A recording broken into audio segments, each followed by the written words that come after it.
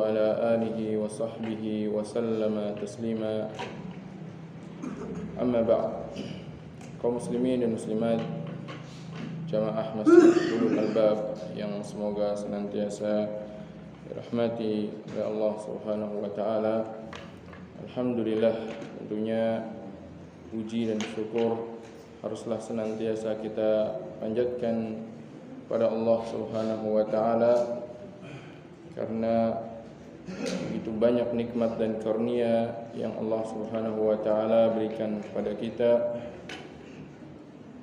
yang tentunya tidak akan mungkin bagi kita untuk sanggup untuk menghitungnya atau bahkan merinci satu persatunya, karena saking banyaknya dan begitu besarnya nikmat yang Allah Subhanahu wa taala karuniakan kepada kita. Dan di antara nikmat yang saat ini Allah Subhanahu wa taala berikan pada kita adalah nikmat untuk bisa berjumpa kembali dengan bulan Ramadan, bulan yang mulia, syahrul siyam, syahrul qiyam, syahrul Quran, dan syahrul ihsan. Bulannya berpuasa, bulannya untuk banyak melakukan qiyam, salat, dan bulannya untuk banyak membaca dan mentadaburi Al-Quran, serta bulannya orang-orang yang dermawan, yang mereka sering melakukan ihsan, berbuat baik dan membantu sesama. Maka sampainya kita di bulan ini merupakan sebuah nikmat dari Allah Subhanahu wa taala. Maka haruslah terus kita tanamkan dalam diri kita rasa syukur kepada Allah Subhanahu wa taala, dan harus terus kita tanamkan dalam diri kita rasa harap pada Allah Subhanahu wa taala, agar Allah Subhanahu wa taala juga menyampaikan kita ke akhir dari bulan Ramadan ini sebagaimana kita telah disampaikan ke awal dari bulan Ramadan.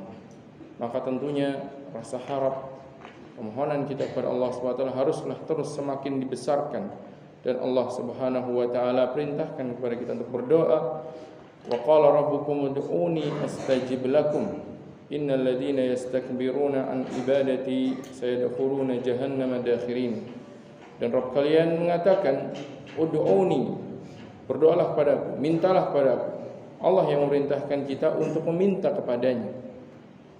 Maka kita minta itu adalah menjalankan perintah dari Allah Subhanahu wa taala. Allah yang merintahkan kita untuk berdoa, memperbanyak doa dan memohon kepada Allah Subhanahu wa taala. Bahkan Allah murka kalau seandainya kita enggan untuk menengadahkan tangan kita. Kalau seandainya kita merasa tidak butuh kepada Allah Subhanahu wa taala, Allah murka. Makanya Allah Subhanahu wa taala sebutkan di akhir ayat tadi, innal ladzina yastakbiruna an ibadati, sesungguhnya orang-orang yang mereka merasa sombong, merasa tidak butuh dari beribadah kepadaku, yaitu dari berdoa kepadaku. Karena konteks ayat tersebut berbicara tentang berdoa. Sayadkhuluna jahannama dakhirin, maka mereka pasti akan masuk ke dalam neraka jahanam dalam keadaan hina. Maka di bulan Ramadan ini adalah syahrul doa, bulan untuk banyak berdoa. Terlebih lagi Rasulullah SAW menyebutkan bahwasanya salah satu dari 3 doa yang mustajab, yang tidak diragukan lagi, adalah doa tatkala seorang itu berpuasa. Dan riwayat yang lain, tatkala dia berbuka. Yang intinya bahwasanya setiap hari kita diwajibkan berpuasa. Berarti setiap hari itu pula lah, itu adalah momennya dikabulkannya doa-doa yang kita panjatkan kepada Allah Subhanahu wa taala. Namun tentunya untuk mendapatkan doa yang mustajab harus dipenuhi syarat-syarat dan ketentuan-ketentuannya. Tidak berdoa yang isinya adalah kezaliman kepada orang lain, tidak berdoa yang isinya adalah perbuatan dosa, menjauhi makanan-makanan yang haram, minuman-minuman yang haram, mengambil hak-hak orang lain yang tidak halal. Ini adalah penghalang-penghalang terkabulnya doa. Maka jikalau ingin doa kita dikabulkan oleh Allah SWT di bulan yang penuh dengan kesempatan dikabulkannya doa, penuhi syarat-syarat terkabulnya doa, dan penuhi ketentuan-ketentuan diterimanya doa kita oleh Allah Subhanahu wa taala. Karena adalah syahrul doa, Sebagai adalah syahrus siyam. Ikhwani wa akhwati fid din, azani Allah wa iyyakum. Di samping itu bulan ini juga merupakan bulannya mujahadah. Bulannya kita berjihad terhadap diri kita. Berjihad untuk melawan jiwa kita yang memiliki sifat di antara sifat-sifat jiwa manusia itu adalah ammaratun bisu. Jiwa yang sering memerintahkan kita, sering mengajak dan menyeret kita kepada perkara yang buruk. Maka bulan inilah bulannya mujahadah, bulannya kita untuk berusaha keras, bersungguh-sungguh untuk melawan jiwa kita yang memiliki salah satu sifatnya itu sifat ammarah bisu, yaitu dengan kesabaran. Makanya hikmah dari puasa yang Allah Subhanahu wa taala perintahkan kepada kita adalah agar kita itu bertakwa. Allah Subhanahu wa taala firman, "Ya ayyuhalladzina amanu kutiba alaikumus shiyam kama kutiba alal ladzina min qablikum la'allakum tattaqun." Agar kalian bertakwa. Maka seorang yang menahan laparnya, menahan minumnya, menahan syahwat kemaluannya, jikalau ternyata dia tidak bisa untuk meninggalkan maksiat kepada Allah Subhanahu wa taala, tidak mampu untuk mengekang jiwanya yang merintahkan kepada perkara yang buruk, maka puasanya ini tidaklah bernilai di sisi Allah Subhanahu wa taala. Rasulullah SAW pernah bersabda dalam sebuah hadis yang Rasulullah mengatakan bahwasanya Allah Subhanahu wa taala berfirman, "Man lam yada' qaulaz zur wal amala bihi falaysa lillahi hajatun fi an yada'a ta'amahu wa syarabah." Kata Nabi SAW, barang siapa tidak meninggalkan qaulaz zur, ucapan dusta, salah satu dari kejahatan lisan, maksiatnya lisan adalah berdusta. Apalagi yang lebih dari itu, menggibahi orang, mencaci orang, maka ini adalah perbuatan-perbuatan yang bertentangan dengan tujuan dari puasa. Wal amala bihi, atau mengamalkan zur, mengamalkan perbuatan-perbuatan maksiat yang merupakan dampak dari kedustaannya. Orang berdusta itu akan menyeret dia kepada perilaku-perilaku dusta dalam perbuatannya, perilaku-perilaku maksiat dengan anggota tubuh. Falaisa lillahi hajatun fi an yada'a ta'amahu wa syarabah. Maka Allah tidak butuh upaya dia menahan makannya ataupun minumnya. Tidak butuh terhadap puasanya jikalau ternyata puasa tersebut tidak sanggup menjadikan dia mengekang dirinya dari perkara-perkara yang Allah haramkan. Maka semoga Allah Subhanahu wa taala memberikan kepada kita taufik agar kita menjadi orang-orang yang menjalankan puasa di bulan Ramadan ini dengan terus merealisasikan tujuan dari puasa tersebut, yaitu menjadi hamba-hamba Allah yang bertakwa. Caranya dengan cara mujahadatun nafs, dengan cara terus berusaha untuk melawan sifat jiwa kita yang memerintahkan kepada keburukan. Ikhwani wa akhwati fiddin, azani Allah wa iyyakum. Dan alhamdulillah pembahasan kita di bulan Ramadan ini juga bertepatan dengan bab al-mujahadah, bab melawan hawa nafsu. Bab mujahadah, mujahadah ini dalam bahasa Arab adalah masdar, yang bentuk lain maksudnya adalah jihad, bab jihad. Kayak bab ini maksudnya adalah bab mujahadah, yaitu jihad. Jihad yang dimaksud di sini adalah jihadun nafs, jihad melawan hawa nafsu kita, jihad melawan jiwa kita yang memiliki sifat ammarah bisu. Maka semoga dengan membaca ayat-ayat dan hadis-hadis yang dibawakan oleh Imam An-Nawawi rahimahullah di dalam bab mujahadah ini bisa memberikan motivasi kepada kita di bulan Ramadan ini agar kita bisa semakin maksimal di dalam menjalankan ibadah-ibadah di bulan yang mulia ini. Ikhwani wa akhwati fiddin, azani Allah wa iyyakum.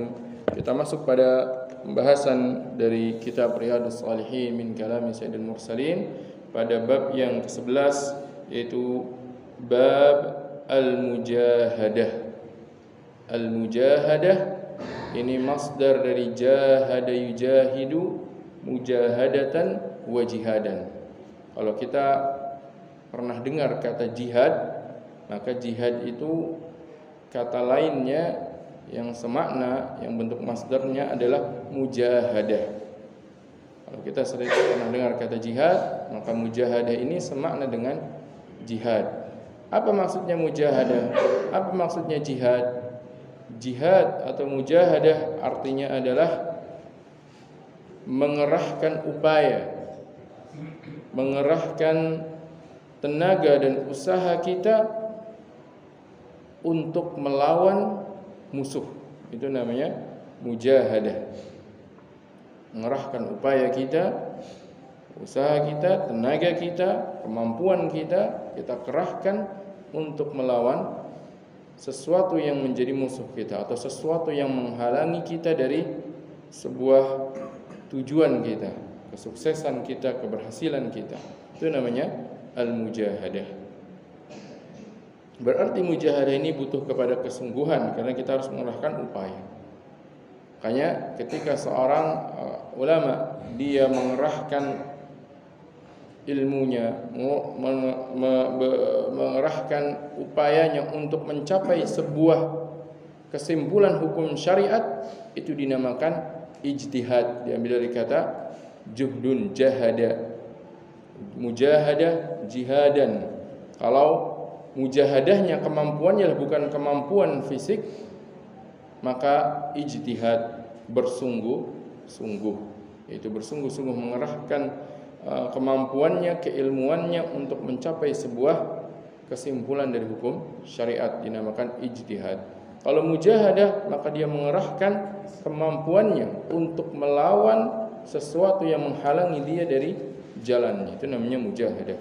Dan mujahadah ini terbagi menjadi dua, dilihat dari sesuatu yang kita hadapi. Secara umum mujahadah ini terbagi menjadi dua bentuk. Yang pertama adalah mujahadatul insani nafsahu. Seorang memerangi dirinya. Ini yang pertama. Yang dia perangi siapa? Yang menjadi penghalang dia di hadapan dia siapa? Nafsuhu.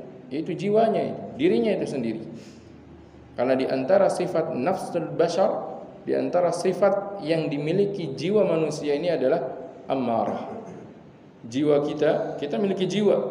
Kita ini bukan hanya raga saja, kita bukan fisik saja, tapi kita miliki jiwa. Yang dengan jiwa inilah di dalam raga kita bisa hidup di dunia, kita bisa melakukan aktivitas, kita bisa memiliki keinginan, kita ingin melakukan apapun ini, kita miliki jiwa.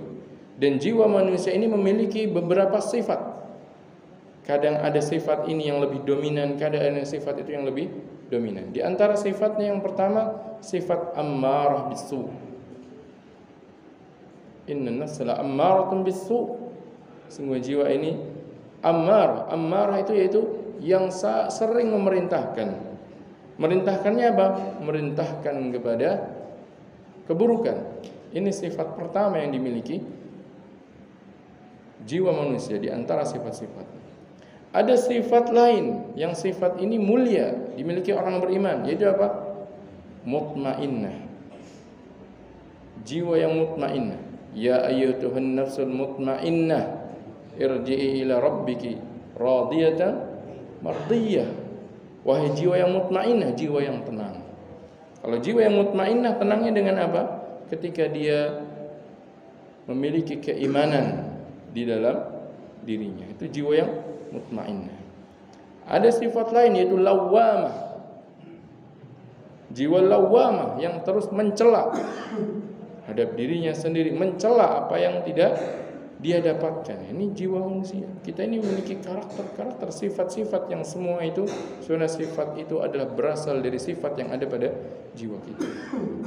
Sifat mana yang harus kita perangi, yang harus kita jihadi, kita mujahadahkan di dalam diri kita, yaitu ammarah bisu.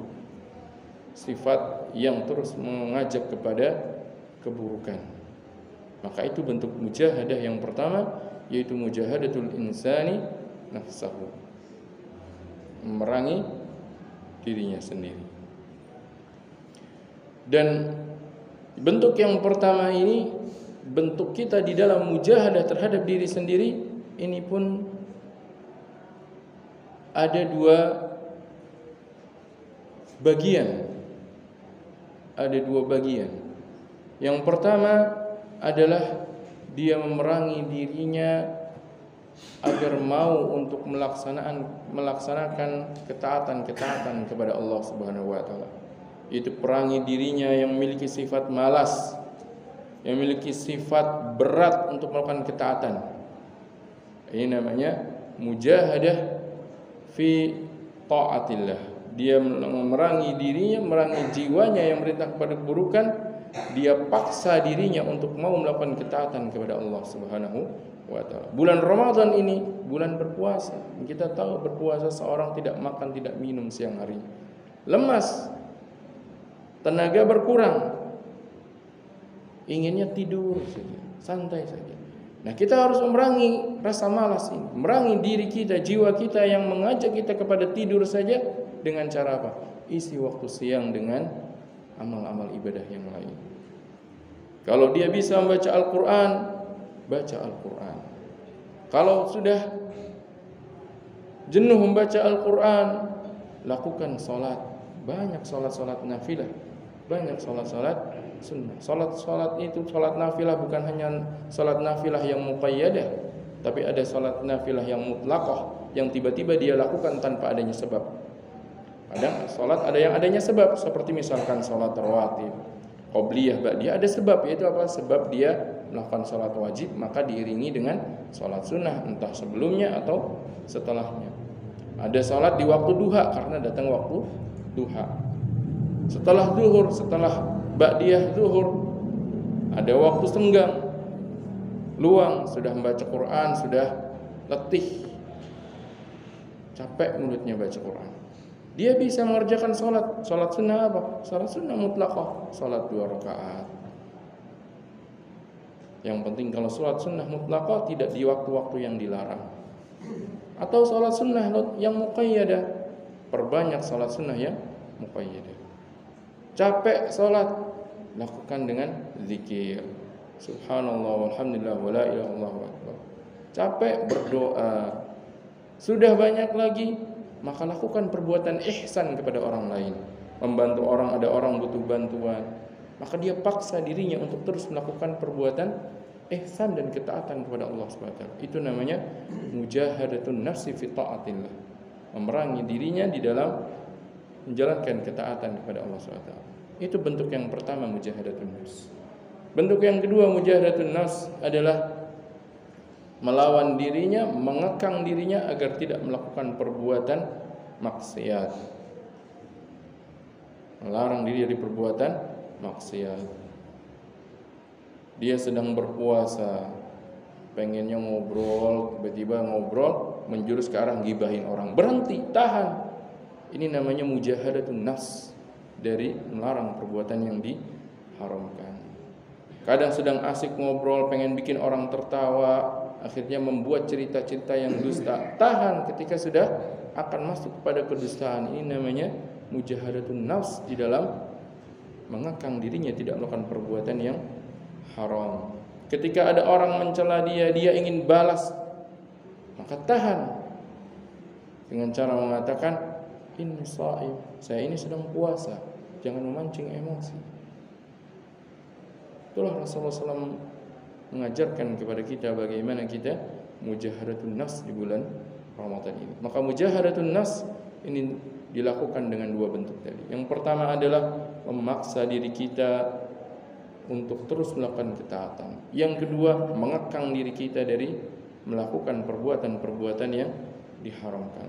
Bahkan seorang yang dia ada keinginan untuk melakukan perbuatan buruk, dia sadari sebelum melakukannya, kemudian dia tahan dirinya tidak melakukan, dia dapat satu pahala. Tidak melakukan perbuatan dosa, perbuatan baik juga tidak dia lakukan, tapi dia dapatkan satu pahala. Rasulullah SAW bersabda, "Wa man hamma bi sayyi'atin falam ya'malha, katabahu Allahu lahu 'indahu hasanatan kamilah." Barang siapa sudah berkeinginan ingin melakukan perbuatan sayyi'ah, perbuatan buruk, tidak jadi dia lakukan, dia kekang dirinya tidak jadi dia lakukan, Allah catat di sisi Allah sebagai satu buah pahala kebaikan. Ya subhanallah, karunia Allah SWT begitu besar kepada kita. Apalagi di bulan Ramadan ini, bulan yang penuh dengan keberkahan. Maka bagaimana kita menanamkan mujahadatun nafs di dalam diri kita. Itulah mujahadah yang pertama, yaitu mujahadatu an-nafs. Yang kedua adalah mujahadatul insan ghairahu.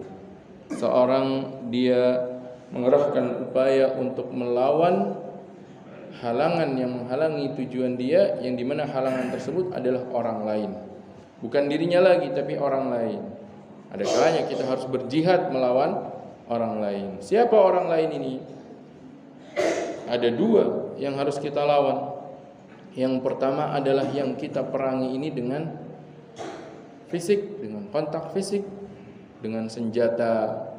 Itu yang kita kenal dengan jihad. Istilah jihad fi sabilillah, maka ini adalah jihad melawan orang lain dengan fisik kita, dengan mengerahkan harta kita, mengerahkan nyawa kita. Ini namanya jihad yang kedua. Jihad siapa yang kita lawan ini? Orang-orang kafir yang mereka menghalangi agama Allah Subhanahu wa taala. Yang kedua yang diperangi adalah yang diperanginya tidak dengan fisik, tapi diperanginya dengan ilmu dan bayan. Dengan ilmu, dengan lisan, dengan dibantah syubhat-syubhat mereka, dibantah serangan-serangan mereka kepada Islam ini. Siapa itu? Orang-orang munafik. Makanya Allah SWT perintahkan kepada kita, ya ayuhan nabiyyu jahidil kuffara wal munafiqin waghlud alaihim wa tawakkal Allah.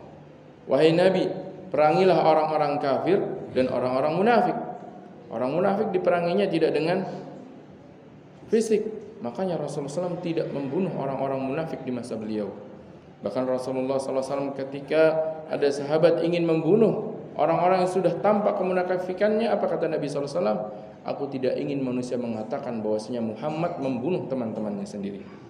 Karena orang melihatnya zahirnya. Zahir mereka muslim, kenapa dibunuh?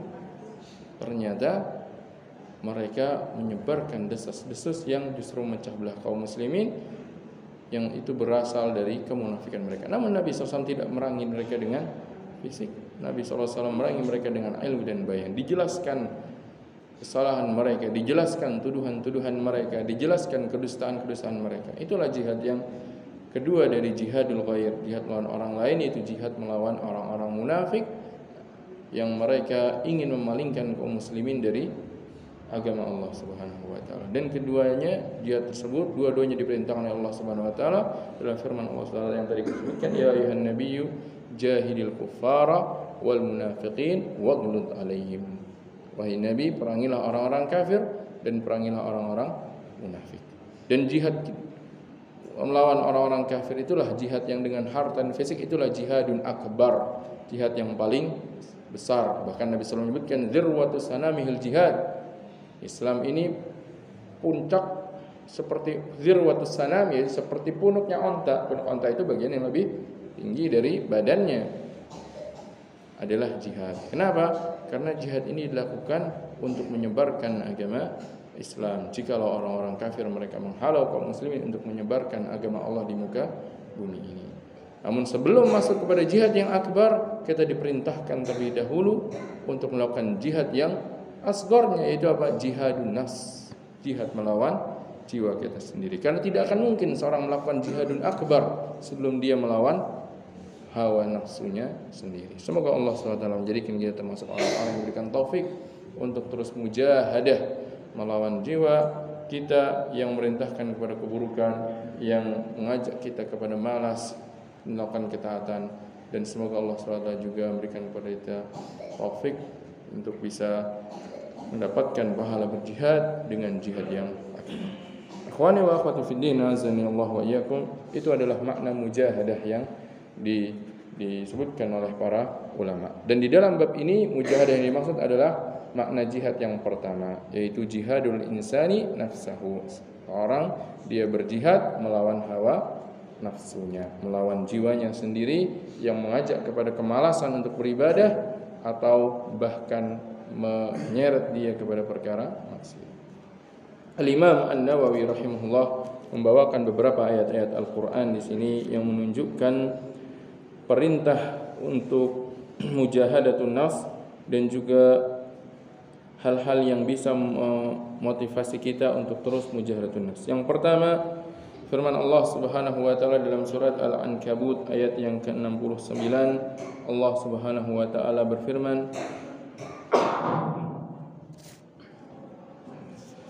ya walladzina jahadu fina lanahdiyannahum subulana wa innallaha lama'al muhsinin. Dan orang-orang yang mereka berjihad di jalan kami, lanahdiyannahum subulana, maka akan kami tunjukkan mereka kepada jalan-jalan kami. Dan sesungguhnya Allah bersama orang-orang yang berbuat ihsan. Ayat ini menunjukkan bahwasanya barang siapa dia melakukan mujahadah terhadap dirinya sendiri atau bahkan mujahadah terhadap orang lain, maka Allah Subhanahu wa taala pasti akan menunjukkan dia ke jalan hidayah. Maka cara untuk mendapatkan hidayah Allah Subhanahu wa taala bukan dengan cara kita nunggu hidayah. Nanti insyaallah kalau datang waktunya saya akan mengikuti hidayah ya Allah. Bukan. Tapi mendapatkan hidayah Allah SWT dengan cara apa? Mujahadah. Kita yang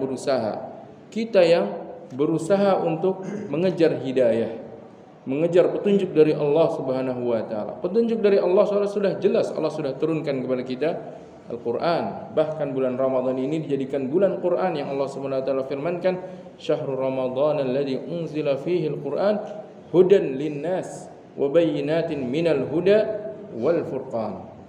Ini adalah bulan Ramadan yang turunkan dalamnya Al-Qur'an. Sebagai apa Al-Qur'an diturunkan Allah Subhanahu wa taala?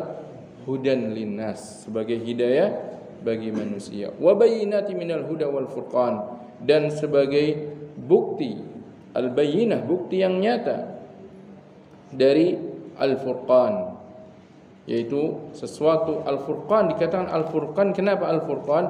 Membedakan mana yang hak dan mana yang batil. Maka seorang yang dia ingin menapaki kebenaran, ingin menapaki hidayah, banyak-banyak mempelajari Al-Qur'an. Dan mempelajari Al-Qur'an bukan hanya mempelajari lafaz, bukan hanya mempelajari bacaan, tapi mempelajari makna-makna yang terkandung di dalam Al-Qur'an. Makanya Rasulullah SAW setiap bulan Ramadan didatangi malaikat Jibril. Apa yang dilakukan malaikat Jibril? Yudarisuhul Qur'an, memurajaah kembali, mengulas kembali Al-Qur'an bersama Nabi SAW. Bahkan menjelang akhir hayat Nabi SAW, malaikat Jibril 2 kali memudarasahkan Al-Qur'an. Maka untuk mendapatkan hidayah, yang paling utama adalah kita kembali kepada Al-Qur'an. Pahami Al-Qur'an, pelajari Al-Qur'an, lafadznya dan makna-maknanya, maka akan Allah SWT berikan kepada kita hidayah kalau kita mau untuk mengejar hidayah tersebut. Karena Allah SWT sebutkan dalam ayat tadi, walladzina jahadu fina lanahdiyannahum subulana. Barang siapa berjihad di jalan kami, yaitu mujahadah terhadap jiwanya untuk menapaki hidayah yang kami berikan, maka niscaya akan kami tunjukkan dia kepada jalan-jalan kami. Maka hidayah itu dicari, hidayah itu kita kejar, bukan kita yang berpangku tangan menunggu datangnya hidayah. Allah Subhanahu wa taala tidak akan memberikan hidayah kepada orang yang enggan untuk mendapatkan hidayah. Namun tentunya hidayah pun didapati dengan apa? Takdir Allah Subhanahu wa taala, karena Allah tahu siapa yang pantas untuk mendapatkan hidayah, siapa yang mau untuk memberikan, siapa yang mau untuk menerima hidayah, maka Allah letakkan hidayah kepada mereka. Ayat ini menunjukkan bahwasanya wajib bagi kita untuk terus mujahadah agar kita mendapatkan hidayah dari Allah Subhanahu wa taala. Ayat yang kedua yang dibawakan oleh Al-Imam An-Nawawi rahimahullah, firman Allah Subhanahu wa taala dalam surat Al-Hijr ayat yang ke-99, Allah Subhanahu wa taala firman, wa'bud rabbaka hatta ya'tiyakal yaqin, dan sembahlah Rabbmu sampai datang kepadamu al-yaqin, sampai datang kepadamu keyakinan. Apa maksudnya keyakinan di sini? Kata para ulama, kematian. Karena orang kalau sudah mati, sudah meninggal, baru yakin, oh iya ada akhirat setelah dunia ini. Kalau masih hidup, belum menjumpai. Kita melihat orang yang mati saja kaku kok. nggak ngapa-ngapain, ya masa ya diazab? Masa ya katanya dapat nikmat? Mana nikmat kubur? Mana azab kubur? Ketika kita gali kubur, orangnya masih ada di situ atau tinggal tulang belulang. Mana katanya ada nikmat kubur? Mana katanya ada azab kubur? Kita belum percaya kalau kita belum merasakannya. Tapi kalau sudah datang kematian, kita yang merasakan, barulah sadar. Apa kata mereka ketika mereka sudah datang kematian? Qala rabbirji'un. Qalu rabbirji'un la'ali a'malu salihan mimma tarak. Ya Rabbku, kembalikan aku ke dunia. Supaya apa? Supaya aku bisa mengamalkan amal soleh yang dulu aku tinggalkan. Baru sadar, baru yakin bahwasanya apa yang dia lakukan di dunia ini akan dihisab oleh Allah Subhanahu wa taala, akan diminta pertanggungjawabannya oleh Allah Subhanahu wa taala. Namun ketika itu sudah tidak lagi bermanfaat amal, sudah tidak lagi beramal. Makanya Allah Subhanahu wa taala perintahkan kepada kita agar kita terus menjaga ketakwaan kepada Allah Subhanahu. Ya ayyuhalladzina amanu la tulhikum amwalukum wala auladukum an dzikrillah wa may yaf'al dzalika faulaika humul khasirun wa anfiqu mimma razaqnakum min qabli an ya'tiya ahadakumul maut fayaqula rabbi laula akhartani ila ajalin qaribin fa asaddaqa wa akum minas salihin wa la yu'akhirullahu nafsan idza jaa ajaluha wallahu khabirun bima ta'malun. Wahai orang yang beriman, harta-harta kalian, anak-anak kalian, jangan melalaikan kalian dari mengingat Allah Subhanahu wa taala. Barang siapa melakukan hal tersebut, maka mereka lah orang-orang yang merugi. Dan berinfaklah. Infakkanlah sebelum dari apa yang kami rezekikan kepada kalian sebelum datang kematian kepada salah seorang dari kalian, kemudian dia mengatakan, ya Rabb, laula akhartani ila ajalin qarib. Ya Rabb, seandainya engkau tunda sedikit saja. Supaya apa? Fa asaddaqa wa akum minas salihin. Supaya aku bisa bersedekah sekarang. Kemarin perintahmu aku tunda-tunda. Sudah mau datang kematian, sudah melihat ajal di depan mata, nyawanya sudah sampai kerongkongan, baru dia katakan, ya Rabb, berikan penundaan sesaat agar aku sedekah sekarang dan aku menjadi orang yang saleh. Apa kata Allah SWT? Wa la yu'akhirullahu nafsan idza jaa ajaluha. Tidak akan Allah tunda seorang jiwa apabila telah datang ajal. Maka segera beribadah kepada Allah SWT. Segera lakukan ketaatan kepada Allah SWT sebelum datang yakin yang Allah SWT perintahkan kepada kita di sini. Wa'bud rabbaka hatta ya'tiyakal yaqin. Sembahlah Rabbmu sampai datang kepadamu al-yaqin, yaitu kematian. Semoga Allah SWT memberikan taufik kepada kita agar kita menjadi hamba-hambanya yang senantiasa bertakwa semasa hidup kita hingga ajal menjemput kita. Allah hidupkan kita dalam keislaman dan Allah wafatkan kita dalam keimanan. Ayat yang ketiga yang disebutkan oleh Imam An-Nawawi dalam bab ini dalam surat Al-Muzammil ayat yang ke-8, Allah Subhanahu wa taala firman, "Wadhkur isma rabbika wa tabattal ilaihi tabtila." Dan ingatlah Rabbmu serta tabattul itu maksudnya adalah mengerahkan semua yang kita miliki untuk Allah Subhanahu wa taala. Tabattal ilaihi inqata ilaihi, yaitu kita putus kesenangan kita dari kesenangan dunia untuk mengarahkan diri kita kepada Allah Subhanahu wa taala. Allah perintahkan kita untuk menjadi seorang yang terus mengingat akhirat, ingat perjumpaan dengan Allah Subhanahu wa taala. Karena apabila kita telah dihadapkan berjumpa dengan Allah Subhanahu wa taala, yang berbicara bukan lisan kita saja, tapi tangan kita akan berbicara, kaki kita akan berbicara, anggota tubuh kita akan berbicara, menjadi saksi apa yang kita perlakukan di dunia ini. Kalau lisan kita bisa berdusta, saya dulu begini, tapi apabila anggota tubuh sudah berbicara, kita sudah tidak bisa berdusta lagi. Maka persiapkan diri kita sebelum datang waktu di mana ketika itu tidak berguna lagi harta, tidak berguna lagi keturunan, tidak berguna lagi jabatan, yang adalah apa yang pernah kita lakukan di dunia semasa kita hidup. Wadhkur isma rabbika wa tabattal ilaihi tabtila. Ayat yang berikutnya dalam surat Zalzalah, Allah Subhanahu wa taala firman, "Faman ya'mal mithqala dzarratin khairan yarah wa may ya'mal mithqala dzarratin syarran yarah. Barang siapa melakukan mithqala dzarrah, sebesar zarrah ini semut kecil, semut yang paling kecil, yang lembut sekali, tidak bisa kita lihat dari kejauhan, kita harus benar-benar teliti ingin melihatnya. Dzarrah, wa may ya'mal mithqala dzarrah, barang siapa kebaikannya hanya sebesar semut yang kecil itu saja, yang bisa dilihat oleh mata, masih terlihat oleh mata, tapi sangat kecil dan sangat lembut.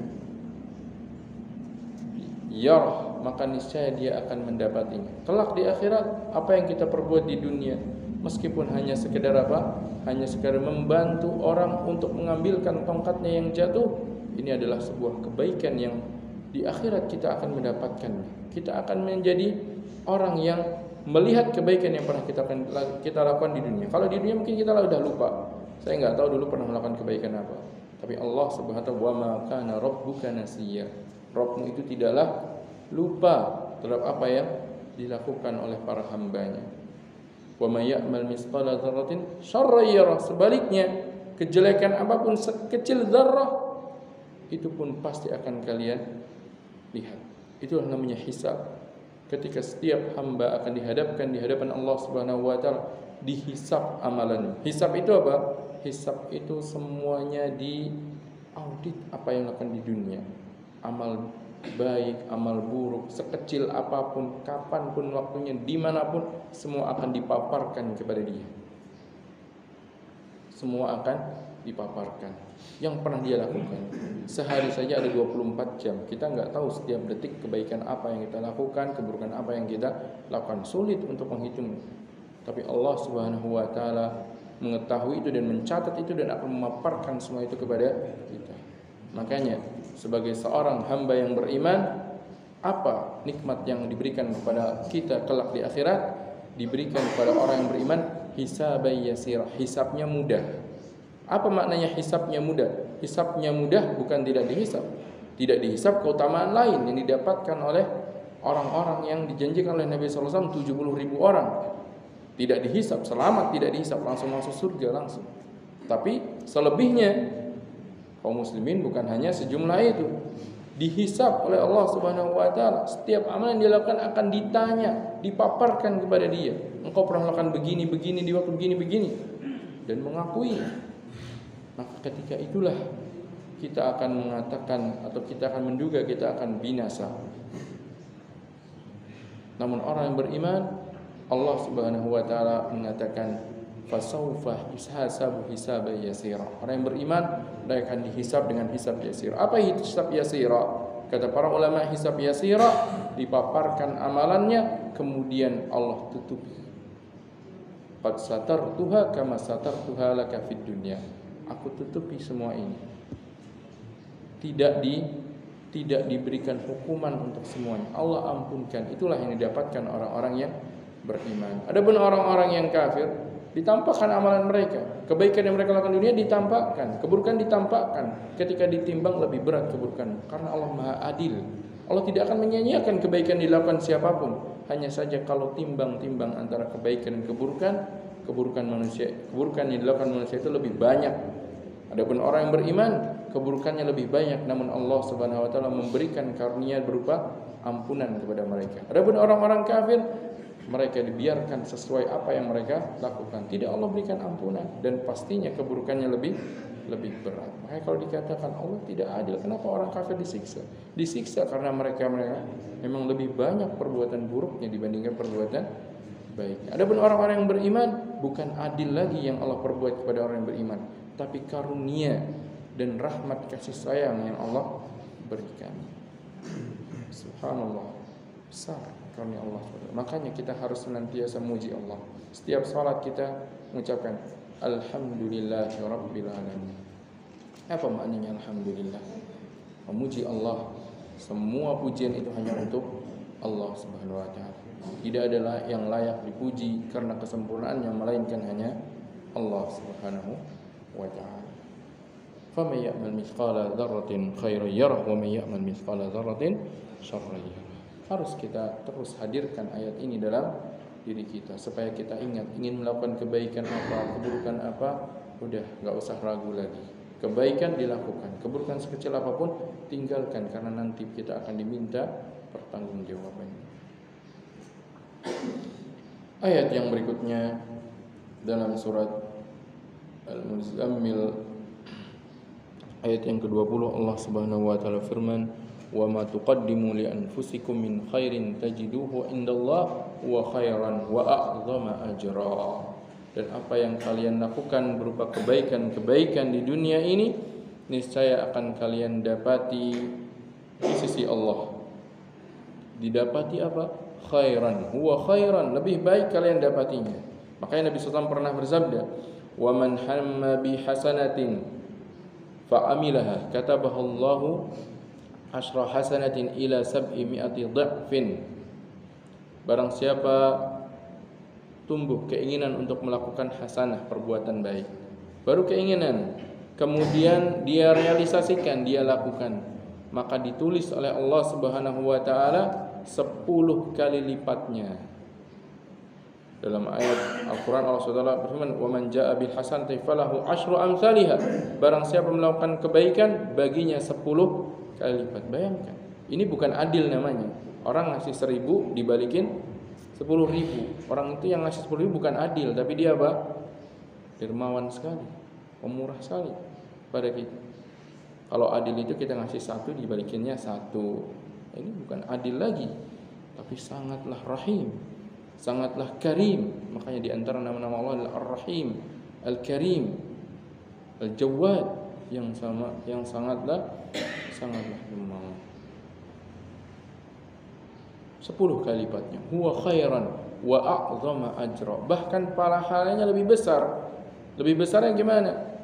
Bayangkan, di surga disediakan bagi orang-orang yang mau untuk melakukan ketaatan kepada Allah Subhanahu wa taala semasa di dunia. Di dunia kenikmatan ada batasnya. Sehat ada kalanya sakit. Kekayaan ada kalanya jumpai kefakiran. Tubuh yang bagus, fisik yang indah ada kalanya nanti mengalami masa tua, lemah. Tapi di akhirat Allah Subhanahu wa taala sediakan surga yang orang menginginkan apa saja tinggal bilang. Menginginkan apa saja dihadirkan dari apa yang belum pernah terbesit di dunia, belum pernah terlihat di dunia, belum pernah terdengar di dunia. A'dadtu li ibadiyas salihin ma la ainun ra'at wala udhunun sami'at wala khatara ala qalbi basharin, kata Allah Subhanahu wa taala. Aku sediakan bagi hamba-hambaku yang saleh kenikmatan yang belum pernah dia pandang dengan matanya di dunia. Kita di sini mata kita memandang apa? Pemandangan yang indah. Oh, ada tempat ini, tempat rekreasi indah, kita ke sana. Wah, pernah dijumpai kedua kali, ketiga kali, lama-lama bosan. Udah sering. Orang yang tinggal di pegunungan lihat pemandangan indah pegunungan terus pengen ke laut. Kenapa? Pengen lihat pemandangan lautan. Orang di pesisir pantai, indah pemandangan lautan, bosan, pengen ke pegunungan. Kenapa? Bosan. Kalau sudah sering pegunungan, bosan juga nyari tempat lain. Kemana? Nggak tahu kemana lagi. Tapi di surga Allah SWT berikan kenikmatan yang tidak menjenuhkan dan tidak ada habisnya. Dan usianya tidak menua. Usia manusia di surga itu semuanya adalah pada usia-usia muda, tidak pada usia yang tua. Karena kalau sudah tua, lemah. Untuk menikmati kenikmatan-kenikmatan juga terbatas. Kita kalau sudah fisik kita lemah, sudah usia kita menua, mau diajak rekreasi ke tempat yang terbagus sekalipun terkendala dengan capek. Kadang sudah letih. Ada saja kendalanya di dunia. Tapi di akhirat Allah Subhanahu wa taala sediakan nikmat-nikmat yang begitu besar. Maka janji Allah Subhanahu wa taala, "Wa ma tuqaddimu li anfusikum min khairin tajiduhu indallahi wa khairan wa a'zama ajra." Dan apa yang kalian kedepankan di dunia ini berupa amal saleh, maka akan kalian dapatkan. Bukan untuk Allah amal saleh ini, untuk kita sendiri. Tajiduhu indallahi wa khairan wa a'zama ajra. Kalian dapati lebih baik dan lebih besar pahalanya. Wastaghfirullah. Maka mintalah ampun kepada Allah Subhanahu wa taala. Kenapa kita diperintahkan minta ampun setelah dimotivasi untuk beramal kebaikan? Karena kita ini lemah, wa kana al-insanu dha'ifa. Kita ini lemah sebagai manusia. Kita tidak mampu melakukan amal soleh setiap detik. Bisa kita sholat 24 jam? Tidak bisa. Atau misalkan ingin divariasikan, selesai sholat, saya baca Quran, saya zikir, saya puasa. Sulit, terbatas kemampuan kita. Tapi Allah setelah sediakan nikmat dengan keterbatasan kita di dalam melakukan ketaatan, nikmat yang Allah sudah perintahkan kepada kita, minta ampun supaya terbatasnya kita dalam melakukan amal soleh diampunkan oleh Allah Subhanahu. Makanya setiap selesai sholat, yang pertama kali diucapkan apa? Assalamualaikum warahmatullahi wabarakatuh. Astagfirullah, astagfirullah, astagfirullah. Apa hikmahnya? Kata ulama, karena dalam sholat kita sering lalai. Apakah kita mentadaburi ucapan surat Al-Fatihah saja minimal yang kita baca setiap rakaatnya?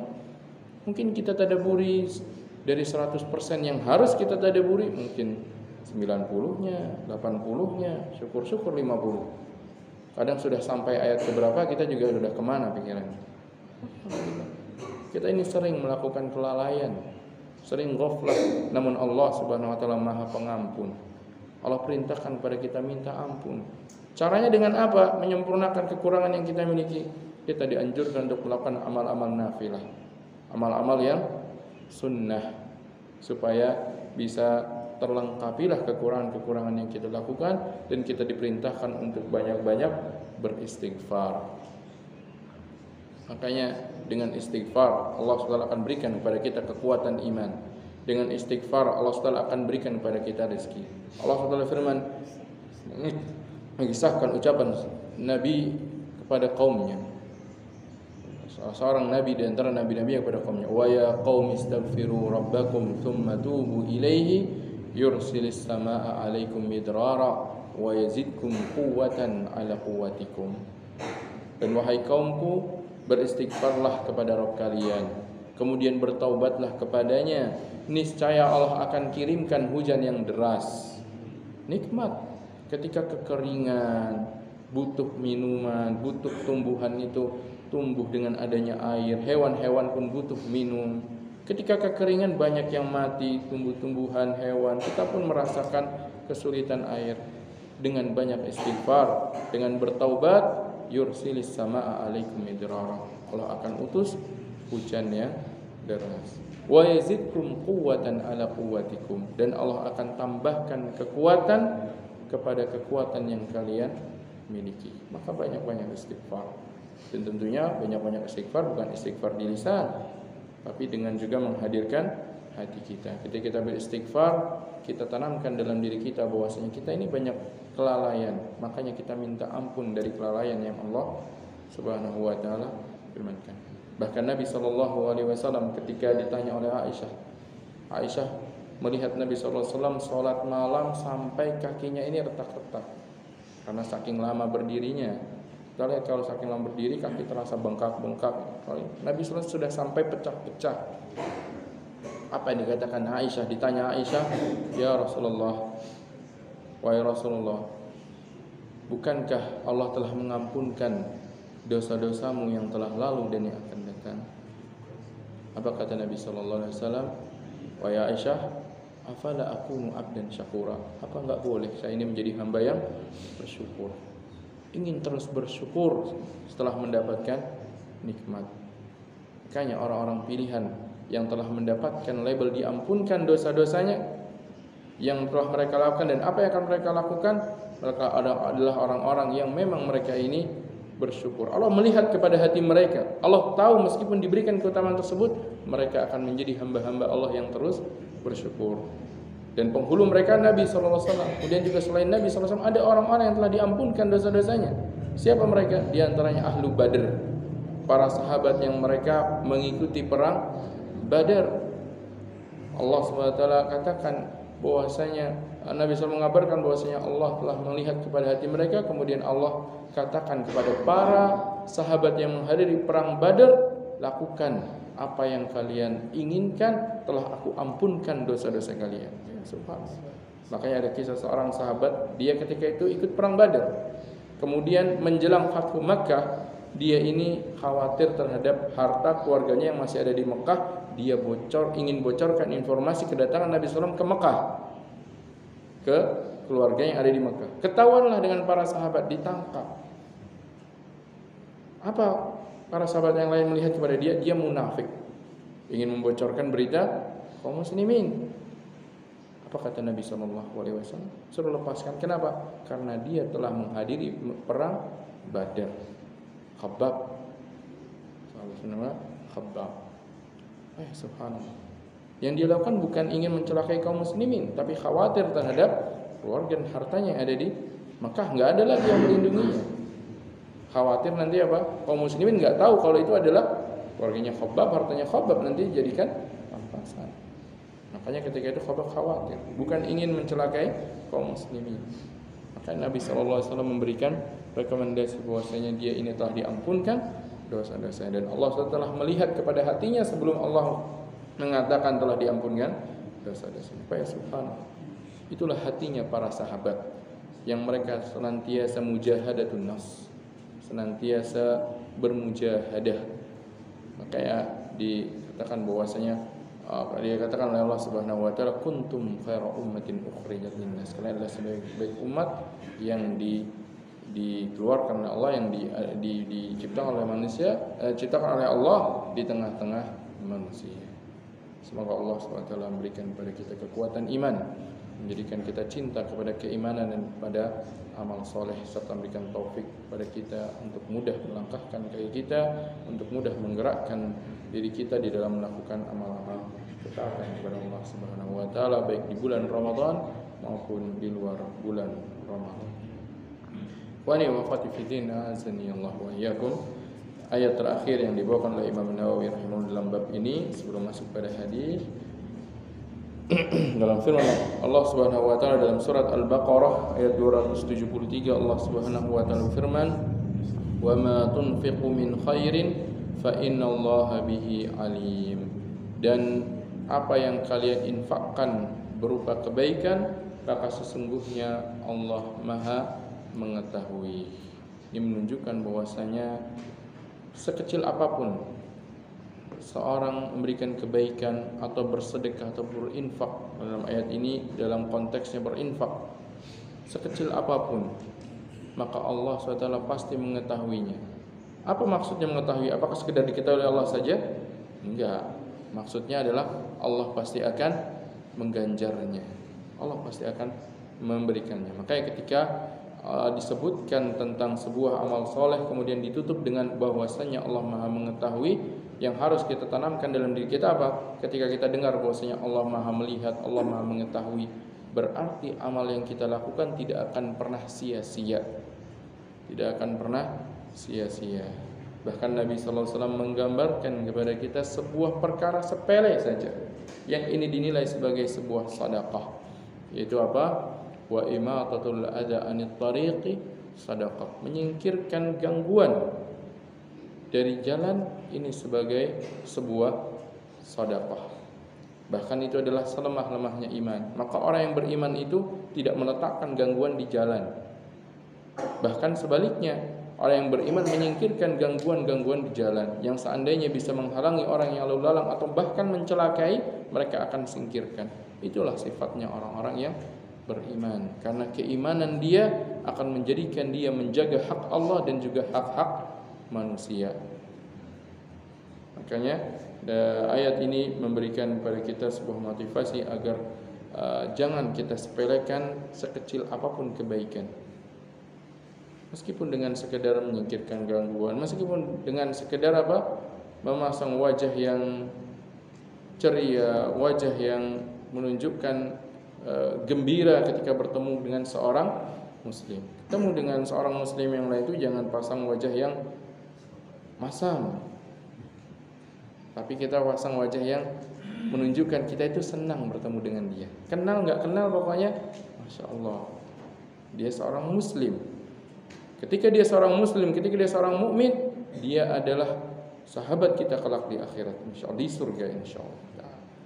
Kita berdoa kita dikuatkan dalam keimanan, dia pun dikuatkan dalam keimanan, diwafatkan dalam keimanan.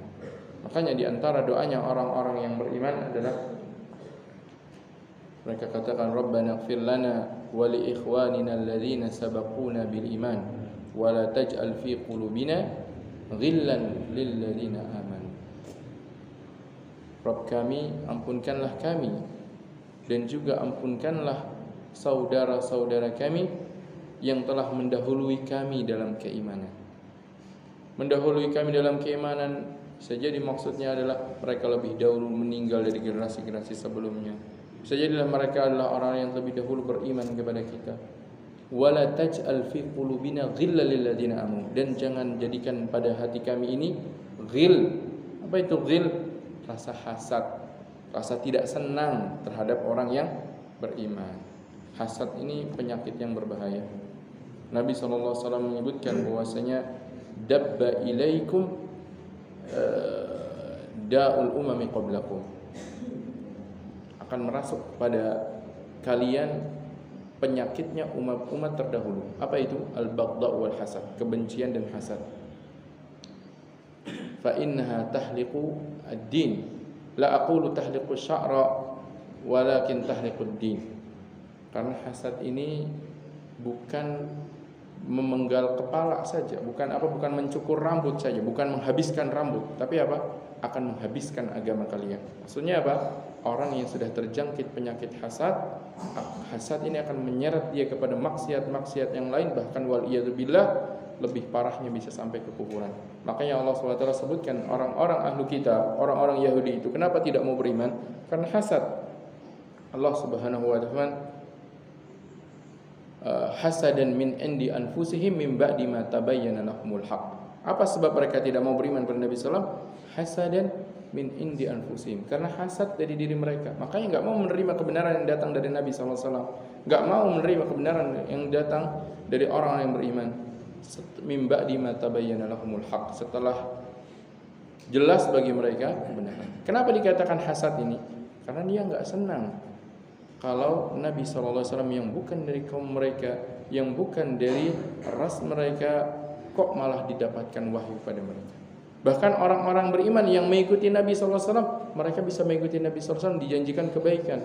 Kami kok malah diancam. Hasad juga akhirnya apa? Menyakiti orang-orang yang beriman.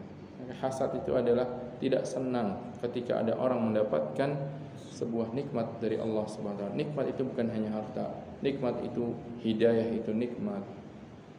Sehat itu nikmat,